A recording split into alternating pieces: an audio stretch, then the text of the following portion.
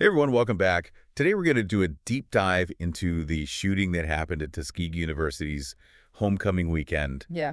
um, using articles from the Montgomery Advertiser and ABC News Okay. to try to figure out what exactly happened Right. and why this matters so much. It's a tough one for sure. Yeah. Homecoming at a historically black university like Tuskegee Oh, yeah. is such a significant event. Huge. A time for celebration Yeah. and community, and for it to be disrupted by this kind of violence, No, it's just particularly jarring. Totally. And this was supposed to be their 100th homecoming celebration. Wow. A huge milestone. Yeah. Everyone gathering, alumni returning to campus. Can imagine. Yeah. And then early Sunday morning around 1:40 a.m., Oh, wow. everything changes. Yeah. Gunfire breaks out near the West Commons housing complex. Okay. And it's just pure chaos. So much contrast. Yeah. And if you look at the early reporting and the police scanner traffic, Right. from that night, there was so much confusion. Really? They weren't even sure if there was one shooter or multiple. Oh, wow. People were running to find cover, Oh, gosh. posting videos on social media Oh, yeah. with gunshots in the background. It's terrifying. It is. Okay, so let's try to break down what we know for sure. Okay. Tragically, 18-year-old Latavion Johnson was killed in the shooting. Oh, my gosh. And this is where it gets even more heartbreaking. Yeah. He wasn't a student at Tuskegee. So what was he doing there? Right. It makes you think. It does add another layer to this whole thing. Yeah, absolutely. Tragic loss of life. The Macon County coroner confirmed his identity. Okay. And his parents have been notified. Oh, At God. least there's that small bit of closure. Right. But on top of his death, Yeah. 12 others injured by the gunfire and 4 more hurt in the chaos. Wow. So widespread impact. Yeah, it really shook the entire community. Holy. And police started to investigate. Yeah. Focused on a 25-year-old man from Montgomery Okay. named Jaquez Myrick. They saw him leaving the scene. Uh-huh. And this is where it gets interesting. Oh, okay. I'm all ears. The charge is pretty unusual. All right. What was it? It wasn't just a typical firearms charge. Okay. He was specifically charged with possession of a machine gun.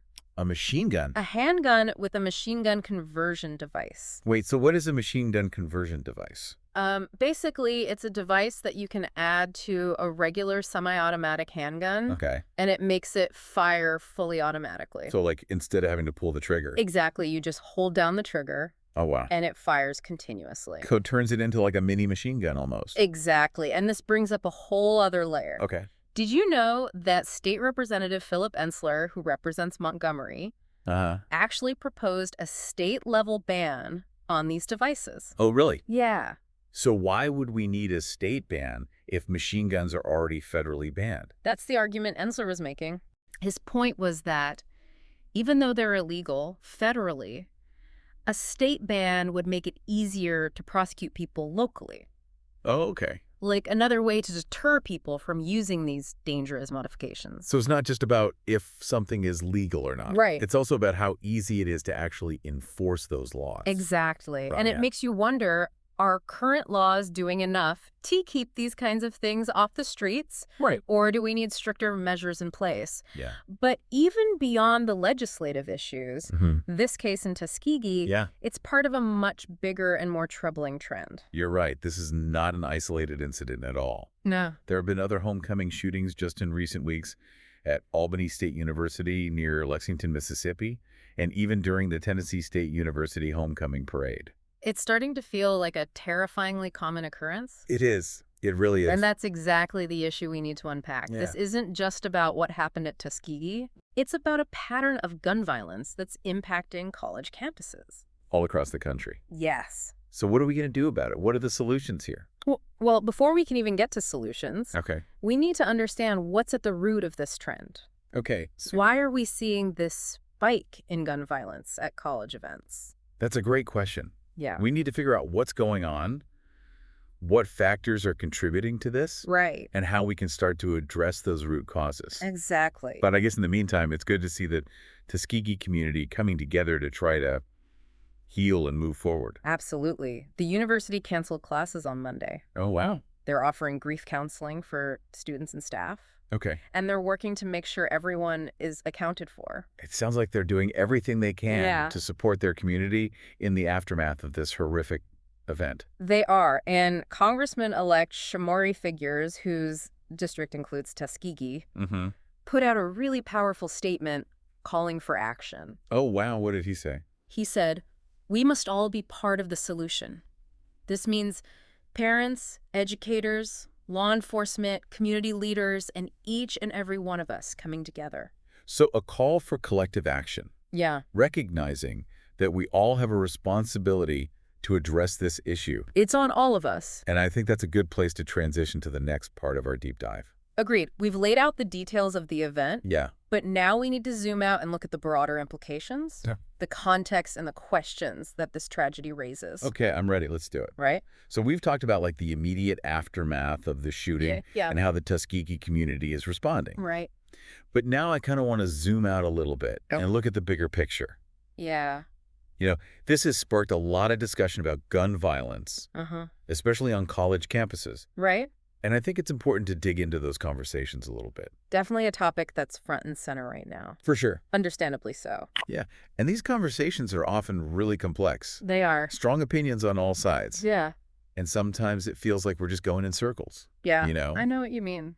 What are some of the things we should keep in mind when we're talking about this? So one of the biggest challenges is finding that balance Okay. between safety and individual rights. Oh, that's a tough one. It is. Yeah. On one hand, you want to do everything you can to protect people Right? and prevent these tragedies. Like what happened to Tuskegee. Exactly. Yeah. But on the other hand, you have the Second Amendment, Right. which guarantees the right to bear arms. Right. And that's a huge part of American culture and identity. For so many people. Absolutely. So how do we even begin to reconcile those two things? It's a tough question. Yeah. And there's no easy answer, honestly. But I think a crucial part of figuring this out Okay. is understanding the different arguments that are being made. Okay. So like what are people saying? Well, some people believe that stricter gun control laws are absolutely necessary Okay. to reduce gun violence. Okay.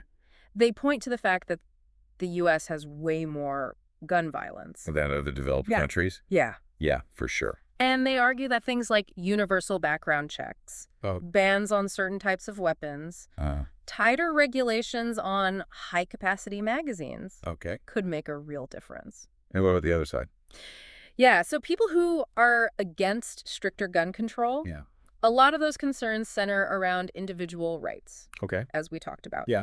Many people believe that any attempt to restrict gun ownership is a violation of the Second Amendment. Right. They also argue that criminals will always find ways to get guns. Regardless of the laws. Exactly. Yeah, that's a common argument. And that the only people who are really being impacted Okay.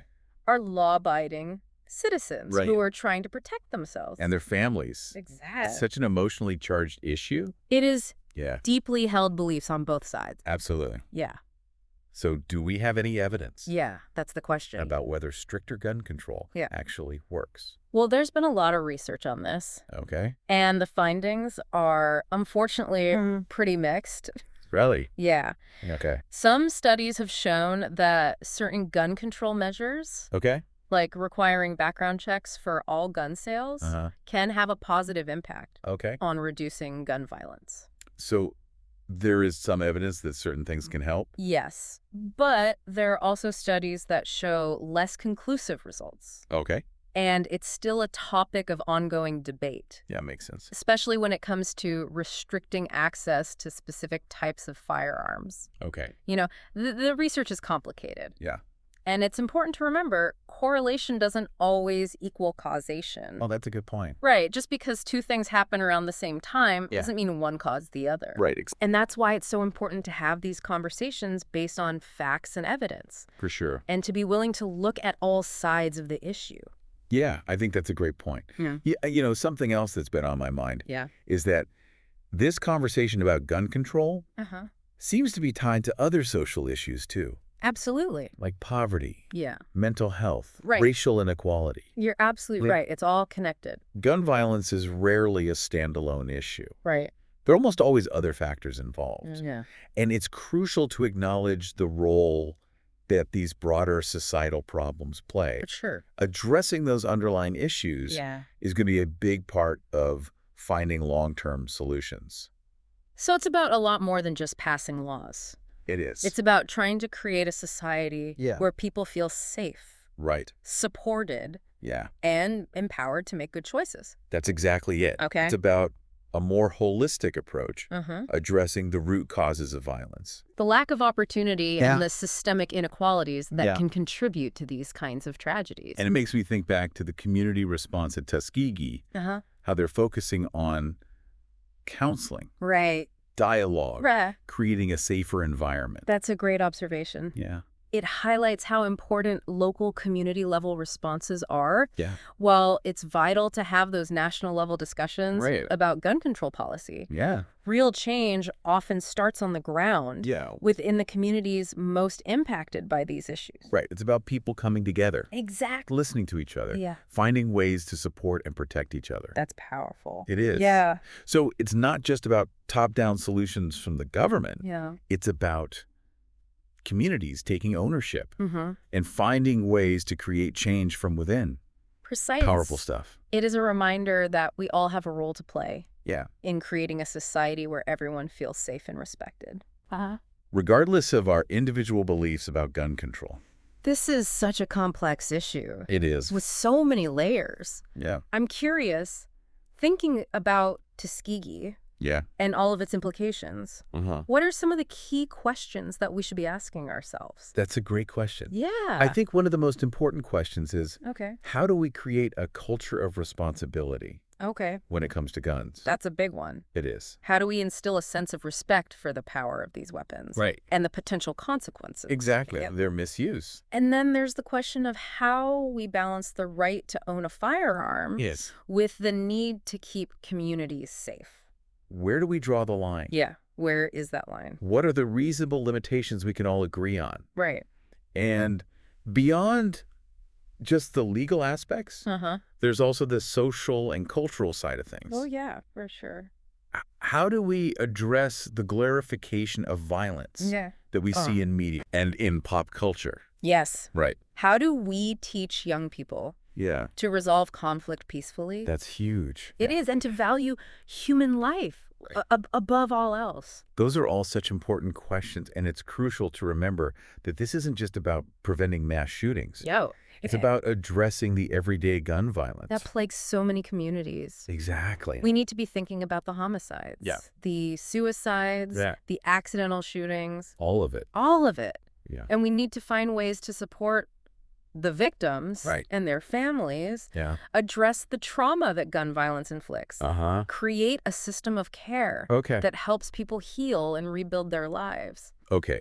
So we've talked about the need for a holistic approach Yeah. for addressing the root causes of violence, Right. for finding that balance between individual rights Uh-huh. and community safety, Yeah. for changing the culture around guns. It's a lot. It's a lot to take in. It is. It can feel overwhelming. It definitely can. Yeah. But I think the key is to remember that every step we take, every conversation we have, Right. every effort we make Yeah. to understand and address this issue Okay. is a step in the right direction. So it's about chipping away at the problem, Exactly. little by little. Bit by bit. Yeah. Rather than trying to solve everything at once. Right. And remembering that we're not alone in We're this. not. Yeah.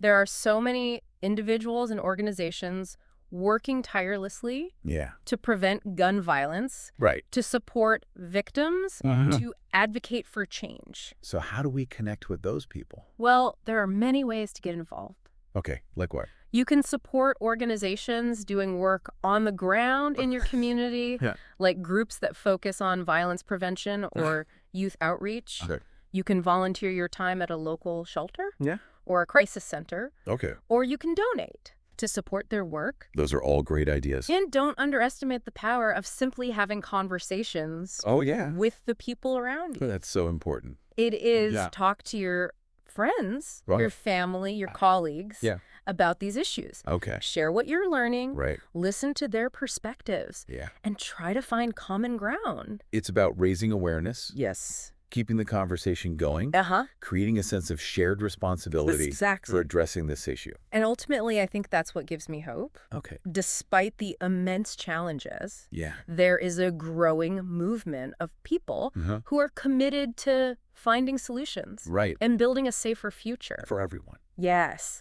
I love that. Okay.